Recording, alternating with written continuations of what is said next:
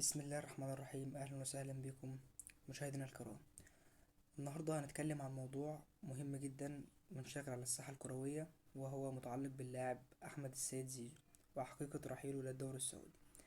هنتكلم في الموضوع المحدد ده بالذات، وأحب أقولك إن أحمد السيد زيزو لن يرحل عن النادي الأهلي في الموسم الحالي.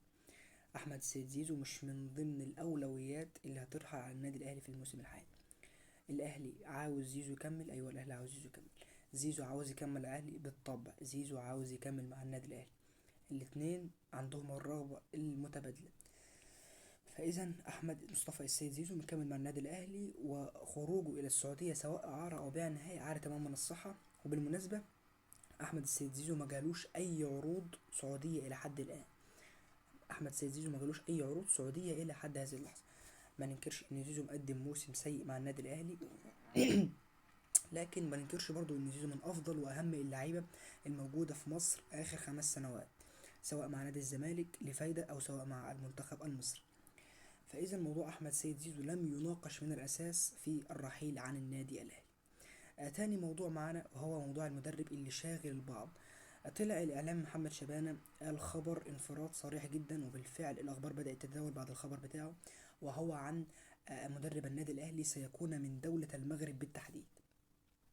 فمن بعد دولة المغرب الناس بدأت تربط بين أسامي كبيرة مثل الحسين عموتة، اللي هو رئيس أو عفوا المدير الفني لنادي لمنتخب الأردن سابقا، والمدرب وليد الركراكي المدير الفني أيضا لمنتخب المغرب سابقا. الاتنين دول اسمهم ارتبط مؤخرا بالنادي الأهلي وحقيقة التعاقد معاهم. طيب أحب أقول لكم إن وليد الركراكي ما عندوش أي مشكلة إن هو يدرب الأهلي. وليد الركراكي تمام، ما عندوش أي مشكلة إن هو يدرب النادي الأهلي، وكمان المقابل المادي مش هيكون عائق في الوسط. لكن اللي ممكن يكون عائق بالنسبة للأهلي اللي هو وليد الركراكي هيطلب 6 إداريين معاه. يعني وليد الركراكي مش هيجي بطوله أو هيجي ب2 أو 3، لا ده هيجيب 6 إداريين معاه يكون لهم دور معاه في الفريق.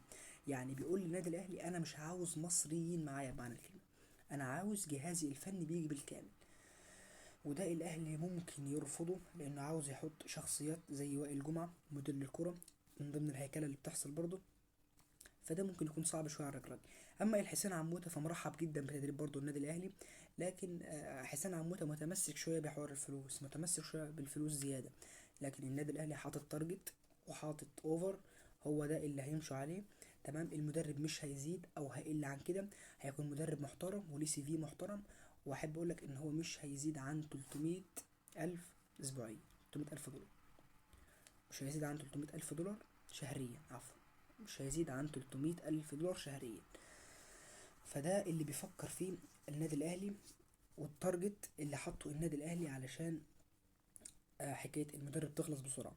طبعا يستروب انتهى كل شيء معاه، يستروب منتهي الكلام من بدري ومن زمان، لكن الناس بتحب تجود على مزاجها. لكن يستروب حكايته منتهية تماما مع النادي الأهلي، والأهلي دلوقتي بيفكر زي ما قلت لك في مدربين، الحسين عموتة ووليد الرجراجي، والأقرب بالنسبة لي هو وليد الرجراجي لتدريب النادي الأهلي. ان شاء الله نشوف رضا الراجي، شخصيه كبيره، مدرب كبير عنده خبره، درب منتخب المغرب وصل معاهم نص نهائي كاس عالم، يعني مدرب عنده خبره كبيره جدا. فممكن نشوف رضا الراجي بيمضي في النادي الاهلي كمديرا فنيا خلفا ليستروب في الايام القليله القادمه. وان شاء الله تجربته تنجح مع النادي الاهلي ويكون مديرا فنيا على اعلى مستوى. وفي الاخير ما تنساش تعمل لايك وتشترك في القناه عشان يوصلك كل جديد.